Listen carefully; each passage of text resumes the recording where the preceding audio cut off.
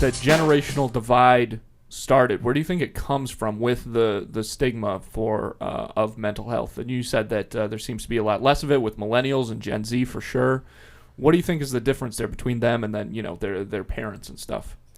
I definitely think it's the time that we're in, social media and just access to more voices and perspectives all at once. Like boomers and Gen X used to have to go to the library if they wanted to learn something. They used to have to take a bus to the library. There's more convenience and less amount of time to have that access now, and I think that gives us like a whole new perspective. I don't think it's just that, but I do think that's a big part of it.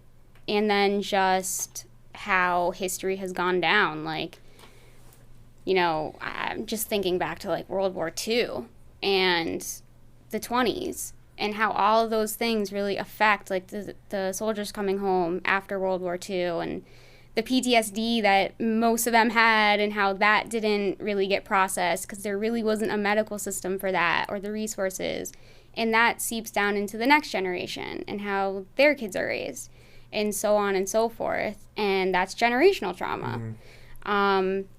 Now we know that, though. Like Gen Z and millennials are now on TikTok learning what generational trauma is, and they're still teenagers or even kids living in their home. And, I mean, if I knew what that shit was when I was a fucking kid, I would tell my parents. I'd be like, this is generational trauma. And they'd be like, what the fuck are you talking about? Yeah. But, like... I've never read about generational trauma in the Wall Street Journal. Right.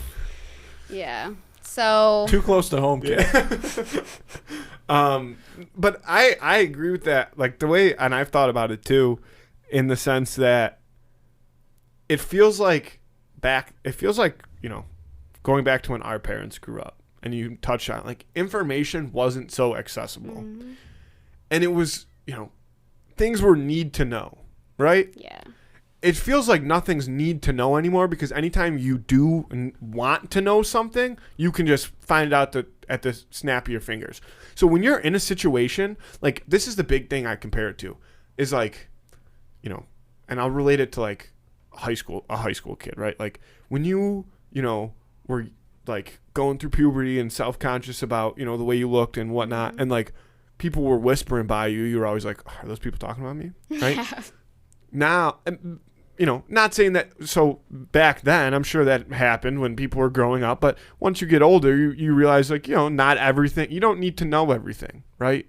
Some people don't need to know everything. Now, because we feel that we have the ability to, we feel like out of necessity, we need to know everything. So every time we see something going on, we're like, wait, I don't know what's going on there. What's going on there? Like that. That kind of goes back to the preparation. Yeah. Thing. Like, is that something I should know about? Like, yeah. is that concerning me? Do I need to be involved in that? Like, what's happening there?